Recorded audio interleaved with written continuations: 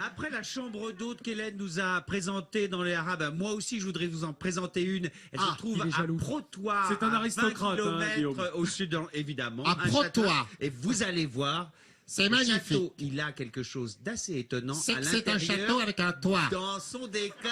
Et il est surtout dans son Et jet. moi aussi je peux faire une imitation Oui. d'Iggy Gustin. Je vous propose d'aller tout de suite à Protois. Voilà. Allez hop. À Protois, depuis 2008, un couple a décidé de vivre la vie de château. Les Alsaciens Frédéric et Kania ont eu un coup de cœur pour cette bâtisse du 19e siècle. C'est un rêve d'enfant, pratiquement. Je me suis trouvé un havre de paix pour vivre agréablement Voilà, ouais. Au calme. à la fois notre histoire d'amour et puis donner aux enfants un cadre de vie exceptionnel. Frédéric et Kania se sont rencontrés il y a 17 ans au Cambodge. Et en tombant amoureuse, la jeune femme est aussi tombée amoureuse de la France, à quelques détails près. En fait, c'est lui qui me transmet des belles pierres, Le goût. le goût des belles pierres. Et bon, après, si on est amoureux, on peut aller n'importe où. Même à Grasse, il fait froid. Ça y est, tu l'as dit. Oui, même à Grasse, il fait froid. Par rapport au Cambodge. Oui, par rapport au Cambodge. Voilà. Alors, pour réchauffer l'atmosphère, le couple a misé sur une décoration aux couleurs chaudes tout en mélangeant les styles. Nous avons meublé ce salon un petit peu au hasard de ce que nous avons pu chiner à droite et à gauche, chez les antiquaires, les brocanteurs ou éventuellement de nos voyages. Donc des gravures, donc ça ce sont Des Laotiennes. de Laotiennes. De Laotienne. Donc c'est un travail tout à fait artisanal. Frédéric et son épouse ne sont pas des châtelains comme les autres.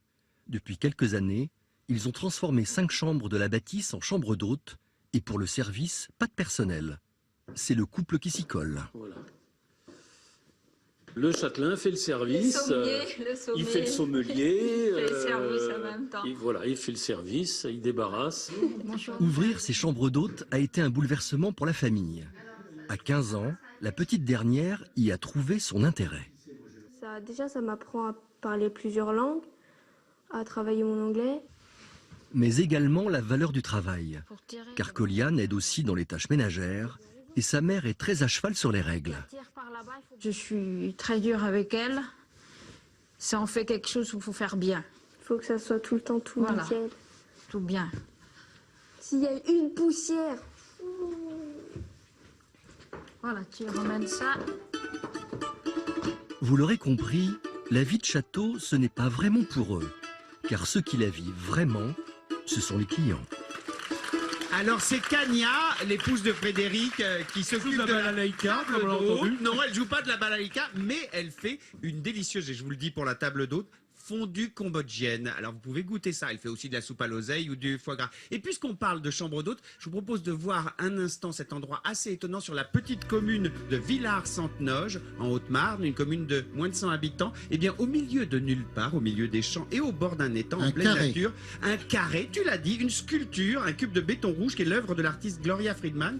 Alors, c'est incroyable, regardez, le sol est en terre battue. Il n'y a ni électricité ni eau courante. Et quand on vient passer le week-end là-bas, eh bien, c'est la lampe à gaz, c'est du bois pour se chauffer, une vraie expérience artistique. Et tout de même, ce qui est sympathique, c'est que on peut y loger à 6 et pour un week-end, ça ne coûte que 150 €. Donc c'est abordable, c'est une vraie expérience. Toutes les informations sur le site de france3.fr, bien évidemment. Voilà, faut emmener son lotus. Oui, les amis.